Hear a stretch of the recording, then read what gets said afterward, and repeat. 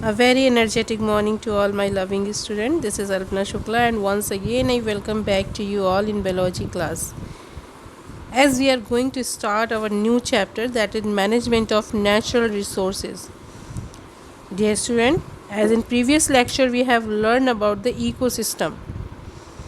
We have learned about the biotic and abiotic factor. In that today we are going to learn about some natural resources. So what are these natural resources? Natural resources are the sources available in the nature like air, water, sunlight, soil, minerals, forests, wildlife, etc. Natural resources are two main types. They are the renewable and the non-renewable natural resources. Renewable natural resources, those resources which can be replaced in a short period or we can get it in a short time, that is called renewable natural sources. For example, air, water, sunlight and forest. Non-renewable natural sources, the sources which cannot be get it in a short period of time, like minerals, because they take millions of years to be formed. Human activities produce a lot of waste material which are thrown away into the environment. These wastes cause the pollution of the natural resources like water, air and soil. Government has taken many steps against of this pollution. In that one was Ganga Action Plan. The Ganga Action Plan or GAP was the program launched by Rajiv Gandhi in 1986 in order to reduce the pollution load on the river. The causes of the pollution: human waste, domestic uses like the bathing, laundry and the public defecation, industrial waste, dumping untreated waste into it, and religious event. During the festival season, people bath in the Ganga to clean themselves from the sin.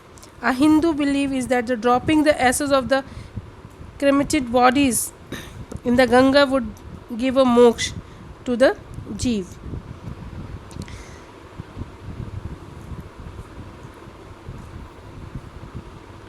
So to save these natural resources, we used to follow 3 Rs. The 3 Rs to save the environment are the reduce, recycle and reuse. Reduce means the using less of natural resources or avoiding wastage of natural resources. Recycling means the material like paper, plastic, glass, metals, etc. used for making things can again be used to making a new things. Instead of some synthesize or the existing new paper, plastic, glass or the metals. Reuse means using the thing again and again, like the plastic bottle in which we buy jam, pickles, etc. can be again used for the storing thing in the kitchen. So the question arises in our mind now: why need for the management of natural resources? All the things we use and consume are obtained from the natural resources. Due to increase in population, industrialization and the urbanization, the demand for natural resources is increasing and their ability is limited. So there is a need for proper management of natural resources. The proper management of natural resources consists of judicious use of natural resources and the avoiding waste of natural resources. Long-term planning for the use of natural resources so that it lasts on only for the present but also for future generation. The explanation of natural resources should not be for the benefit for a few people but should be distributed equally for all. While escaping and the using natural resources, we should also plan for the safe disposal of waste and avoid pollution so that no damage is caused to the environment. Now, if we talk about the natural resources, first is our forest. So, what is the importance of forests? Forests help to preserve biodiversity. Green plants are known as the lungs of the environment as they used to purify the air. So, forests are the natural habitat of plant and animals. Forests provide timber, wood, fuel, medicines, fodder, etc. Forests help to maintain the ecological balance. It helps to control climate and rainfall. It prevents soil erosion and the control flood.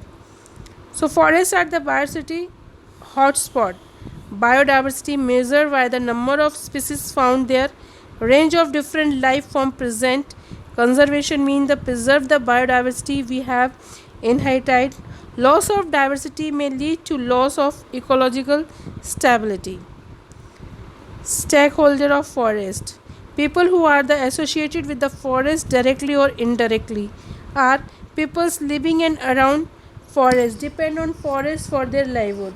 Industries who use the raw material from the forest for the manufacturing paper, medicines, etc. Forest department of the government who own the forest and the control the resources from the forest. Nature and the wildlife or organization who want to conserve the preserved forest. Conservation of forest. So what we can do, we have to take some step like afforestation, prevent the reducing of deforestation, prevent overgrazing by cattle, by setting up wildlife sanctuaries, national park, biosphere reserve, etc. Undertaking a social forestry program like One Mahotsav Chipko movement for the planting and the protecting tree on a large scale. Wildlife, importance of wildlife. Wildlife help to preserve biodiversity. Wildlife help to the maintain food chain and food web. We get useful products from the wildlife like food, medicine, leather, bones, honey, etc. Conservation of wildlife.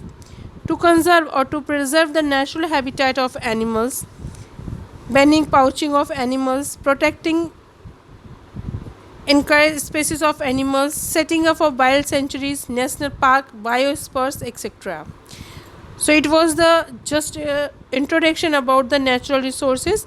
In next lecture we will learn in detail. So thank you and have a nice day.